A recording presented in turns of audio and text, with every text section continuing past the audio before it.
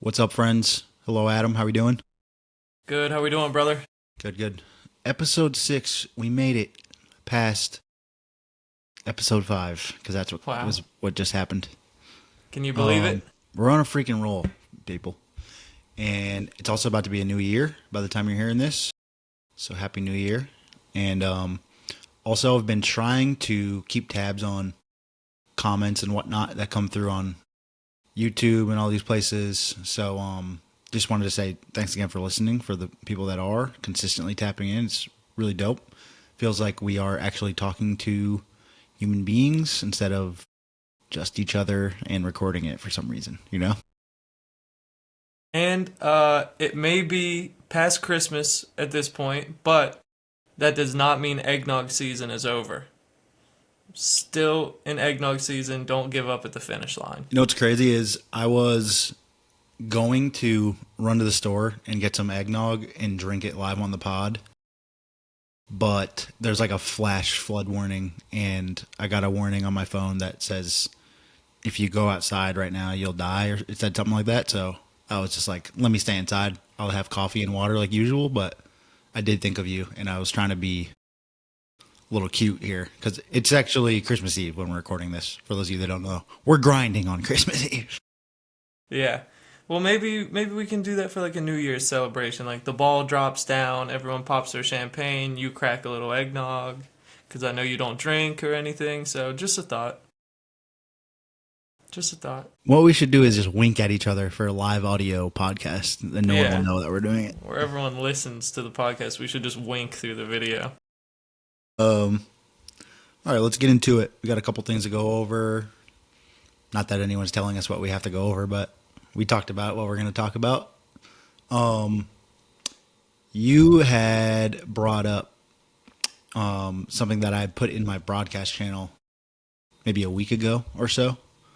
Um, you want to give a little context, I guess, to what we're talking about here? Yeah, I saw you shoot a message into your broadcast channel on Instagram. It was essentially a back and forth, not quite an argument, maybe a debate, you could call it, just a conversation about if merch is important to a music artist, if it's maybe a good business play. Seemed like the conversation was largely from like a business standpoint, like if it makes sense to do it money wise. And I think there was just some back and forth about the artistic value it adds with branding and maybe even the business side. I think there's a whole world of conversation to be had under that umbrella of making merchandise as an artist. Yeah. Um, and just to be clear, like, this is just a post that I came across. I follow this gentleman. He's a producer and engineer, and I really like his content. I think he's super talented. He does like a lot of R&B stuff and like vocal coaching, and just something I happened to scroll by, and he was saying things that I just disagreed with because I have a different experience. So I just chimed in. We had like a little back and forth. Like you said, wouldn't call it an argument to any extent. Like, it was very like respectful, and I think two things can be true. Maybe the way he runs his business and chooses to do things is just different than the way I see it. But I wanted to kind of just expand on the things I had to say. And also I got some feedback from people that are tapped into my stuff. So I wanted to like share some of that too. So I'm going to go ahead and try to play the clip if I know how to share this correctly. So there's just context for people that are listening that have no idea what the hell we're talking about. And then we can kind of just share our insight. Sorry, bear with me, and I'll edit any of this out if I take forever to know how to do All this. good. But A little screen share action here, get it played through the podcast. yeah, can you see that? Yep, I can see it. Cool. I'm just gonna refresh so we can get this whole. Or direct to consumer in the music industry, people think that you're talking about selling merch, especially like artists and other music creators, but they don't understand that selling merch is difficult to do. You need a large brand, you need a lot of authority, you need a community, you need true fans. Now, it's not to say that people with smaller size audiences can't do that, but who wants to buy a shirt with your face on it or a shirt with your logo on it? Clothing brands can't even sell clothes. So how are you as an artist or a music creator going to be able to do that to supplement your income from not knowing how to sell music? You have to be able to package up the music in such a way that you could sell that instead. This is why I created a guide, the 6 ways to make 6 figures in the music industry. I've never had a real job. I've only sold music, and I could teach you how. All right. So that's kind of the gist. You were able to hear that and see that, right? Yep. Cool. Yeah. So yeah, let me go to, this was my response. It was a little bit lengthy. But I said, I think it's all about the approach. A lot of artists' merch doesn't sell because the design is thoughtless and the quality is subpar. As a smaller, full-time indie artist, I wanted to preface that just in case he has no idea who I am and I'm just some bozo who has no idea what I'm talking about. Merch has been a big part of my business model since the beginning. Maybe your point was to encourage artists with the way they sell music direct to consumer, which I think was really his point, which I agree with, and I have done that as well. But I think the answer is both. Your merch just has to be creative and intentional. The days of slapping your logo on the front of a Hanes tee are long gone. People can see right through that, and there's no value add. Love your content, blah blah blah. I just wanted to share my truth. So yeah, I think a lot of what he said is true. Like it does take a lot of work, and you need community to buy your merch, right? But the part that I really disagreed with and felt like I needed to chime in was he said that is a waste of time. Like it's just this blanketed statement. And I know that there's a lot of artists that follow him. And I feel like that's not true. Like it's not always a waste of time. I think there's a lot that goes into what they can bring to the table as far as your brand as well and your connection with the people that are buying it and appreciate it. Monetarily, I also think that there's a way to make it worth your while where it does, like for me personally, it is a big part of the pie in terms of the way I make money throughout the year. Like if I'm on tour and I didn't bring merch with me, I would be losing my ass. Like that saves me. That keeps it afloat. It pays sham. It pays for, renting a vehicle. It covers expenses and makes it all possible to even go do the thing. And on top of that, I've had many a tours where I come home with profit, and that would have been impossible without merch, right? And like what he was saying about nobody wants to buy a shirt with your face on it, I fully agree. But that's not what merch has to be. And I think if you're thoughtful about it, I like to make my merch off of the album or off of a specific song or like something that's going on around my brand and overall kind of world.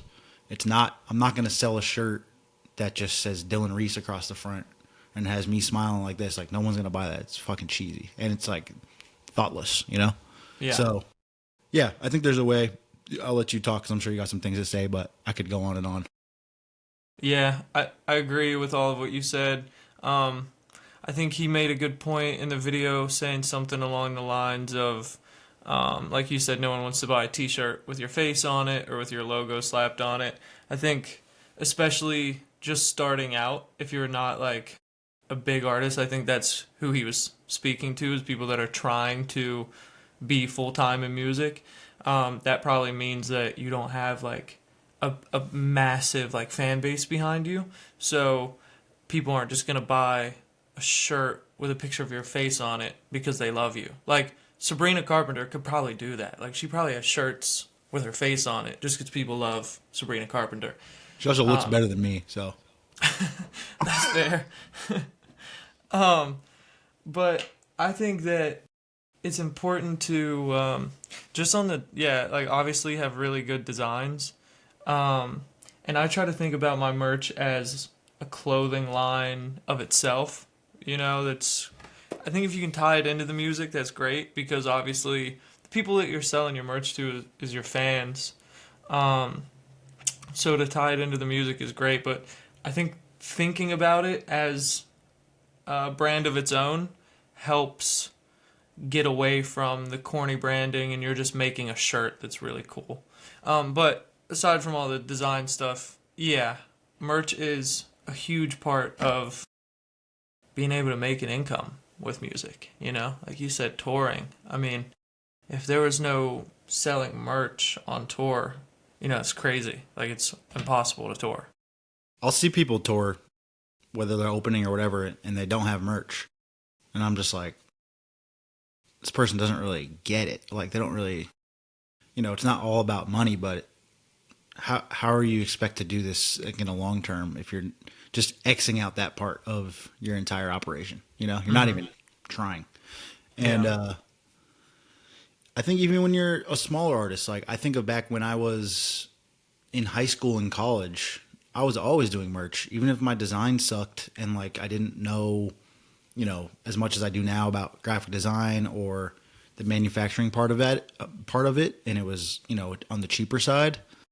It was still like a good hustle. Like I would go to the mall and get this printed, and then, go to the mall again, like outside of the mall, and like sell shirts for $10 or sell them at school or at the shows or outside of Bobby's car. Like it was always a part of the grind. And I also feel like it teaches you to always constantly reinvest in what you're doing as well and try to make it better. Now, even the past 7-8 years or so, the last thing I'd want to do is have someone buy a piece of merch from me and feel like it was just thrown together and they wasted $30 or $40 on whatever it is. I've sold t-shirts, hoodies, socks, shorts, you name it, hats, whatever. I want people to come home with it and value it and either wear it or display it or, just have it last a long time. And it's something that we've talked about too, is just sometimes going the extra mile and spending a little bit more to make that merch the way you want it and of a certain quality. So it's not just a one color screen print that's going to wash away after you wear it 3 times and then, it goes through the dryer and that t-shirt's cooked. Your $30 is gone. I'd rather sell a shirt at $45 or $50 knowing that, it cost me more to make, obviously, but it's going to last somebody years and years or potentially even a lifetime because, it's just like a higher quality garment. Yeah. Honestly, like very few times have someone at a merch table or online or whatever hesitated at like the price point because it's also not ridiculous. And I think if you see it and you can touch it, you go, yeah, this hoodie is worth $70 and this is really nice. Like this isn't just some bullshit that I'm going to like throw in the trunk of my car, Yeah. So there's that part too. I think, because I think that's maybe what he was trying to say is like, don't just make bullshit for the sake of it. But the part that got left out, which is what I was trying to add to the conversation and the overall dialogue around it, was there's a way to do it. Just be intentional about it, and it can be a part of your income. And we went back and forth a couple times, even in the comments, and maybe he just disagrees with me. But this conversation on the podcast is not about me combating this content or this person. It's more about just expanding that conversation on this convo because I thought it was interesting, and I put a couple screenshots of this in my broadcast, and I was like, hey, I just want to share part of this because I really believe, I strongly believe in like what I'm saying. And I actually got a good amount of feedback from people that are like, yo, like, I have your merch. I love your merch. I would probably not be as big of a fan if I didn't buy that thing from you at the show that I went to or whatever. Like, it also makes me think of you and go listen to your music again when I see that in my house, or I have these shorts come through the wash and I'm like, yeah, I love wearing these. Like, it tightens that connection to the people that are listening. And to me, you can't really put a price tag on that. Like, that's the whole point of what we're fucking doing to me. Yeah. Yeah, definitely tightens the connection. I was also thinking about how interesting it is the way that merch maybe becomes more important as far as if your whole income is, a pie, how big is the slice of the pie that merch is playing a role there? The more that your career grows and the more fans you have, I feel like merch is able to take up more of that pie. Like, right now, if I were to sell merch, there's maybe a maximum amount of people that would buy my merch, and there's like a minimum, and however many people actually do buy it is probably somewhere in the middle, like an average, right? That number is different than what it was 4 years ago. And Certainly. hopefully it'll grow and it'll be more down the road. I can remember when I was in college and I was first like really starting to take it serious. I made t-shirts with my logo on it, and I made 100 t-shirts, and I think I sold like 10 of them. I've made And that then mistake before too. Yeah. And then I'm like, my God, what am I going to do with these 90 shirts sitting around my house? And that was a big, what felt like a waste of time in the moment, and what felt like a loss of money, which it was a loss of money. But looking back now, it was not a waste of time, because I ended up selling over time, maybe over the next year or two, selling a bunch more of those shirts, giving a bunch of shirts away. Like we would pull up to shows where I was, maybe it was just like an open mic, or like I paid to be on the bill, and like in between my songs we were just chucking shirts out in the crowd. And it became a thing with the logo where maybe I lost money on that, and maybe it didn't go the way I planned.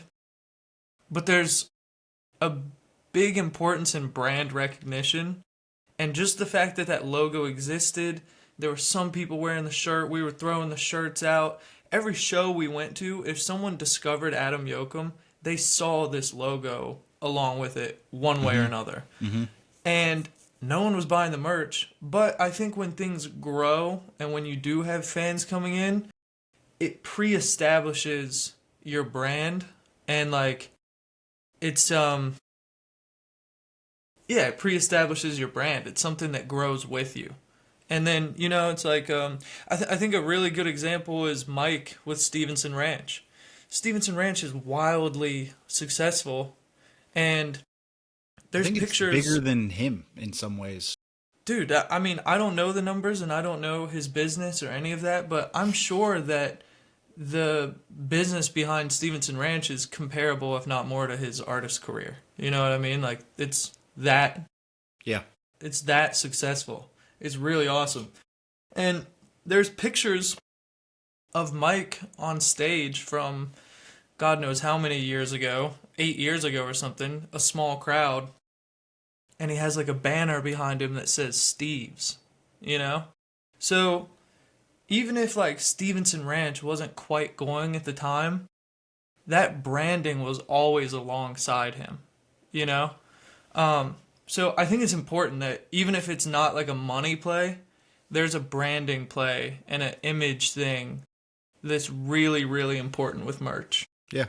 I mean, you're wearing it on your head right now. That's the same logo you were talking about from however many years ago. I mean, we reworked it slightly, but it's been a constant, especially in the hats. And then we just make like different versions on the side of that. It says, "What are your roots?" Which is around the record and the album that's coming soon. You had the evergreen ones with the camo. Like, there's just different variations, and I feel like, yeah, it's just smart. And I've seen people in the wild with that hat on, or a version of that hat at my show or an abstract show, or like, playing obviously at your shows too. But it's just a thing, man. I've got so many stories about this. Like when you said you bought 100 shirts and sold 10, it made me think of, because I made an even worse mistake. 2018, I did virtual reality tour. There will be some people that listen to this that own the shirt I'm talking about, and y'all are some real ones. But this was my first like headlining tour, co-headline, me, Abstract, Ryan Oakes, completely DIY. We did 22 cities, pulled it out of our ass. Like, it was just like, go out there and see what happens. Yeah. I made 200 tees. It was like the classic like rap tee with like the, kind of like collage of like different photos of me with like my name really big. You know what I'm talking about. It's like everyone has like kind of their own version of it. Yeah. Did that. It looked cool. Had like a big ice cream cone on it. It was a cool design. The back had all the tour dates from the tour. Okay. So I was like, dude, we got 22 shows. Easily, I'll sell 10 of these every single day. I'm grabbing 200 of these tees. Let's rip. Meanwhile, we also did a collab tee with the dates on the back. That's like for all three of us and had none of our faces on it. Those absolutely murdered. I probably sold 30 total, like one a night maybe, on that tour. So I come home with a box of 170 t-shirts that have dates on the back from something that doesn't exist anymore. Man. So even worse than yours, I can't even reuse these. These are just dead, you know? Yeah. Thankfully, that was when I did my morning coffee album, and I had a decent like amount of traffic online for like that line of merch. So what I did was, because I had it in the garage with all of Steve's clothes, like 5-star vintage, when I was living with Steve. And there's just a huge box of tees that are just never going to be used. And he was like, dude, you got to get these the fuck out of my way, because I'm like actually running a business here and I need this inventory space. So when I dropped my merch online, I put those tees up for $1.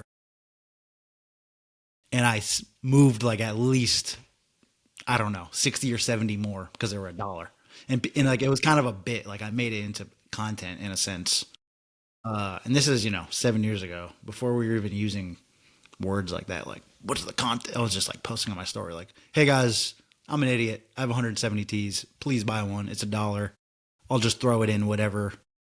You buy something, give me an extra $1, you're getting a tee.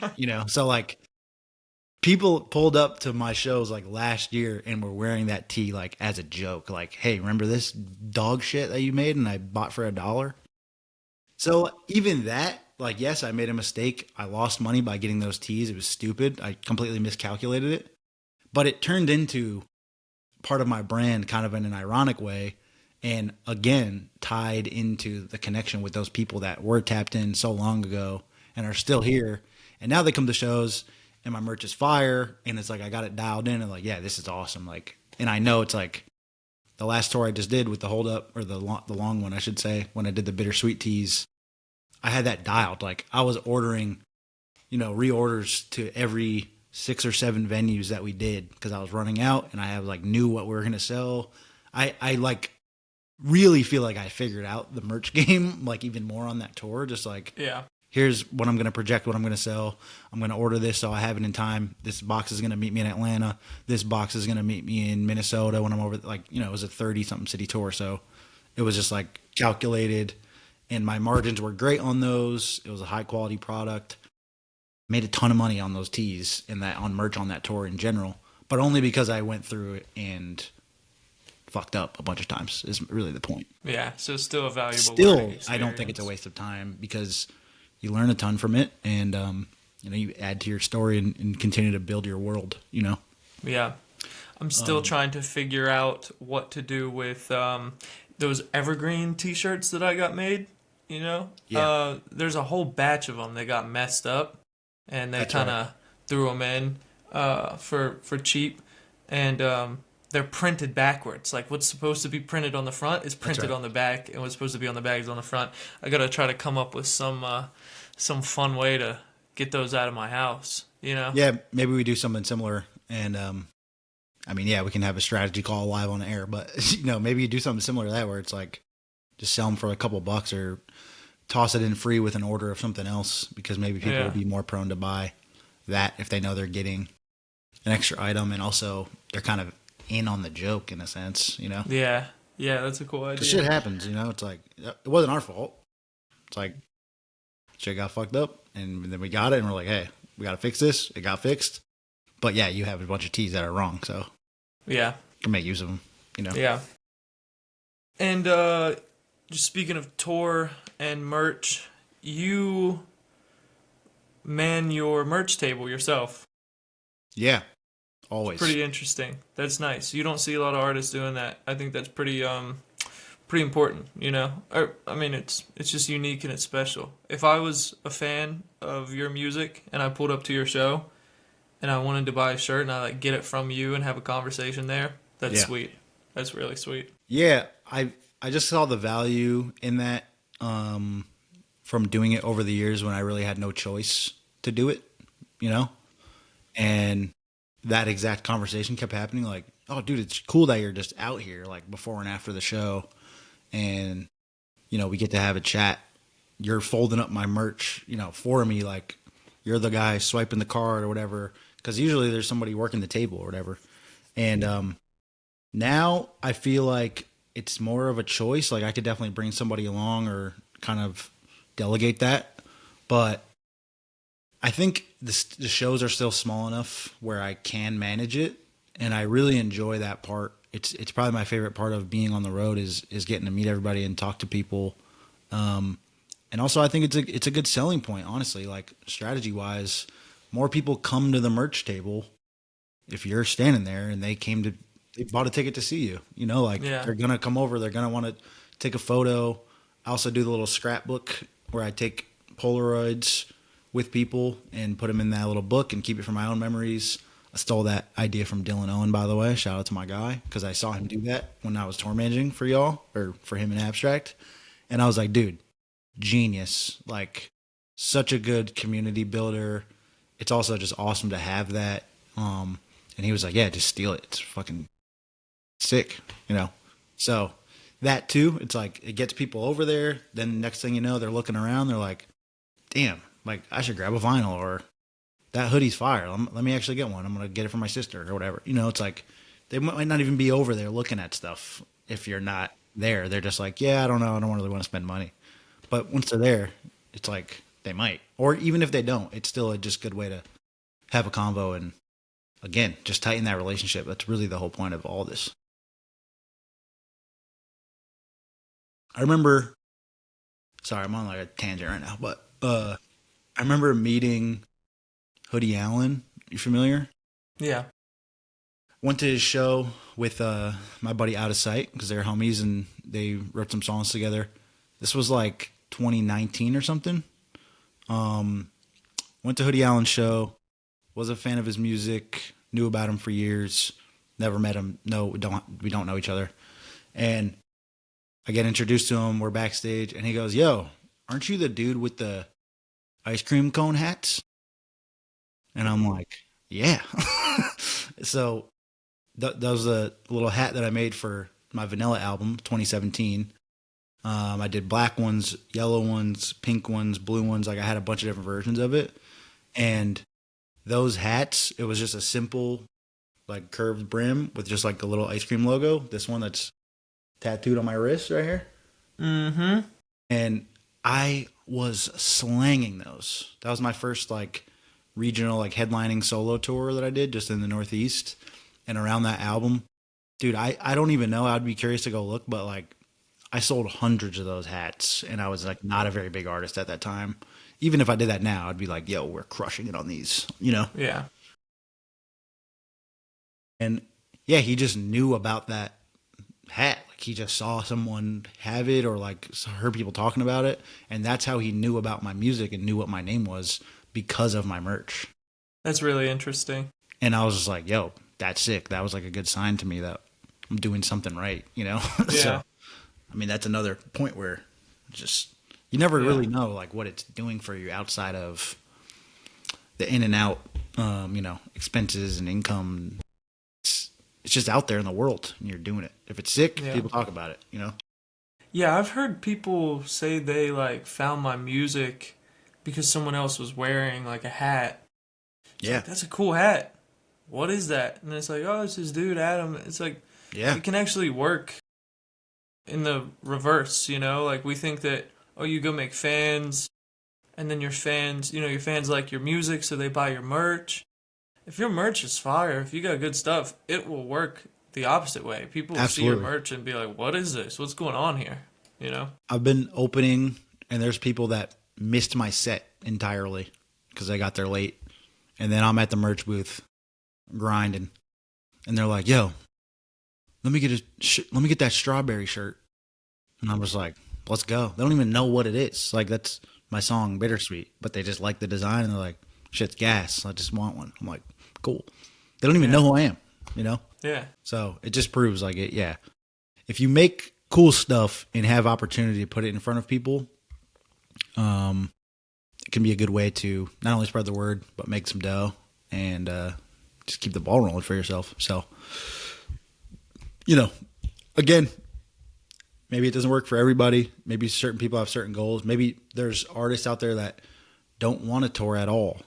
And selling merch online solely is a very hard game. Yeah. And maybe, in that post, Fedara was speaking to like that type of artists.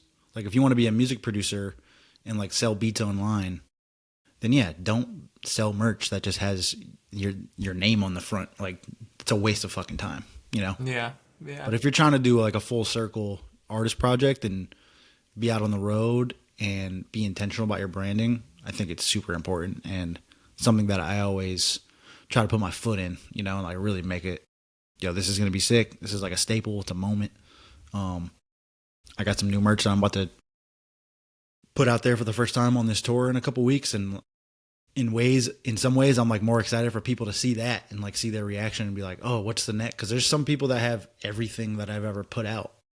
So it's like they have their own collection, whether it's clothes or the pretty cassettes or vinyl or the magazines that we did. Like that was another thing. I know you had some success with those, even if they didn't like sell out. You've had conversations with other artists and people that are like, yo, these magazines are super cool, super unique. It means more than, just the dollar.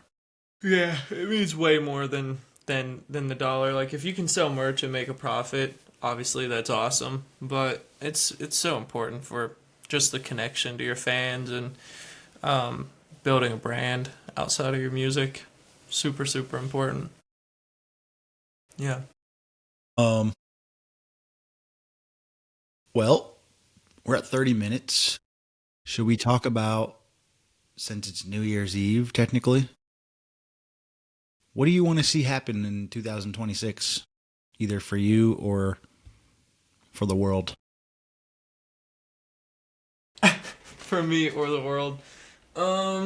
Let's see. For me, in 2026, obviously going to keep putting out music. Always setting goals there, trying to grow the career. I think that's going to be a constant thing. Would you be okay sharing some? Yeah. Like specific metrics. Whether they're metric based or not, just like certain goals. I think something I can share that is metric based is the amount of songs that I put out. I think that I've been working really far ahead of schedule when it comes to making music and putting it out, largely because my next album, Water Your Roots, I went on just like a pretty creative tangent in like the spring of 2025 in February and March and pretty much made the whole album in a span of like 3 weeks to a month and a half, maybe. Like between like 3 to 6 weeks, I made the whole album. Pretty much the whole album, minus maybe a couple songs. So that just had me like way ahead of schedule. I'm still like, I feel like I'm making songs right now that are like, they're in line like 25 songs deep in like songs I need to get out, So there's no shortage of music. It's a good problem to have. Good problem to have. That's a metric, a tangible metric that I'm looking to upscale in 2026 is the output of music. You know why I like that, right? Why do you like that? Because you can control that number. Yeah. I think a lot of goals get set, and there's nothing wrong with this, but people are like, I want to have 10 million streams. Right. All right. Yeah. Who knows? Like, you're going to be chasing a dragon. I tend not to think that way, but nothing wrong with that if you do. It gives you something to shoot for, but a lot of that's just out of our control. And, you can manifest it, whatever, all that stuff, but you can physically control how many songs you put out. And exactly. That's why I love that already, because you'll just do it. You'll be able to do it. Yeah, just do it. Just fucking do it. Just do it, like Nike said. So yeah, output of music. Yeah, I mean, I could say like whatever, like you said, goals about followers or streams or whatever, but it's whatever, like it's out of your control. Um, and then outside of music, I have sort of a personal goal of getting my physical health back in check. You know, I need to be in the gym way more often than I have been recently. I used to like run cross country, and I was a pretty active runner. I would just wake up one day and go run like 10 miles if I wanted to. And now I like walk up a set of steps and I'm like, whew, this is tough, you know? So, that's like a personal goal of mine is just being physically more healthy, cooking for myself more often, cooking healthier meals. Yeah, that's a personal goal outside of music. Yeah. For the world, more eggnog. I think everyone needs a little bit more in their life. Off season, out of season eggnog. See, you can't find it. That would be that would be special. I'd like to maybe, yeah. I'll talk to the fellas about Is that. Easter eggnog a thing? Is that something people do? Easter eggnog, no, but that That's actually what sounds we should do. It's in April. genius. Easter eggnog. Yeah. What the fuck? Easter egg nog. It's really good, actually. It's a really good idea. Should go on a nog hunt in April. Like Jackie Moon said, I want everybody to love everybody. You know? Classic. So, Classic just flick. good happiness out in the world for It's everybody. actually in shocking that you 2026. know what that movie is. Semi-pro, yeah. Yeah. How do you know that? I'm a big movie guy, you know that. We should do that the next episode. We should talk about that the next episode because I have a lot to say. Yeah, we can dive into that. For people listening, I am not a big movie guy or any sort of pop culture, any sort of actor, movie character, Brother, movie, save this. music We're artist. gonna do this on the next episode. We're gonna have to. Yeah, We're gonna dive in. we'll Directly. do a deep dive. Yeah, we'll Yeah. do a deep dive on this. I that's something I wanted to like talk about, maybe even off air. Is I wanted to try to find a way to just be a little bit more loose on this podcast and like sometimes talk about nonsense like that because I think it's fun. I don't want this always to come across like here's some advice, you know? Yeah, no, I Which feel like I don't think that's a bad thing, obviously. And I've gotten a handful of messages of people saying like, "Yo, this is really helpful," and like I'm getting, especially like other artists. But I don't want this to be only that. I want to go off the rails and say some fucking bullshit at the same time. Yeah, for sure. So Also, because there's probably people that listen to this podcast because they found it through us, but they get like a few episodes deep and they're like, well, I'm not a music artist and I'm not making merch, so why the hell do I need to listen to this, you know? Yeah, so and I it think doesn't need to all be... I think there's non-artists too that find it interesting to listen to that, but yeah. Next episode, there's going to be no music biz. No music biz, yeah. We're going to talk about how you don't know about all the things. Shit. Oh, I don't know shit. We're going to talk about how you don't know shit. Oh, dude, that brings me so much joy to talk about stuff like that. It's so funny. Yeah. Yeah. All right. Well, we already got the next episode drafted up. Before we go, wait, you didn't give yours. What's your 2026 resolution for yourself and the world? Yeah. I know this is like cheesy and just like outplayed at this point, but I just feel like having a resolution or whatever, it's like, I don't know. I'm always constantly trying to do things better and like be the best version I can. So I try not to be like January 1st, here it goes. Like I'm going to start, So I don't know. I think I've made some good changes throughout this calendar year, and I'd like to just stick with those. I think some of that goes with what we were talking about, like just physical health. I dropped a little bit of weight in the past like 6 months or so. Just want to like maintain that, continue on that path, just be, the most healthy I can be and be a fucking sex symbol, essentially. As far as music, I feel like it's been a constant in my life. I feel like I'm very consistent, both on the artistry side and on a business side too, like working with you and everybody else. I just want to keep the train moving, try to learn more and more every single day, just execute at a higher level, be more efficient, have fun, bangers and cash, baby. That's what we do. So yeah, I don't know if I have any overarching like goal. Just keep the train moving and try to be the best person and artist that I know how to be. That's Love it. Yeah. I think you're going to do that, Dylan. I think you're going to do that. Well, again, it's like I think those are all things that I can control. And I really like to worry about that. When I start worrying about things that you can't control, just get stressed the fuck out. And it's just you get out of control. It's See ya. We'll see you guys next week. Happy New Year. Happy New Year.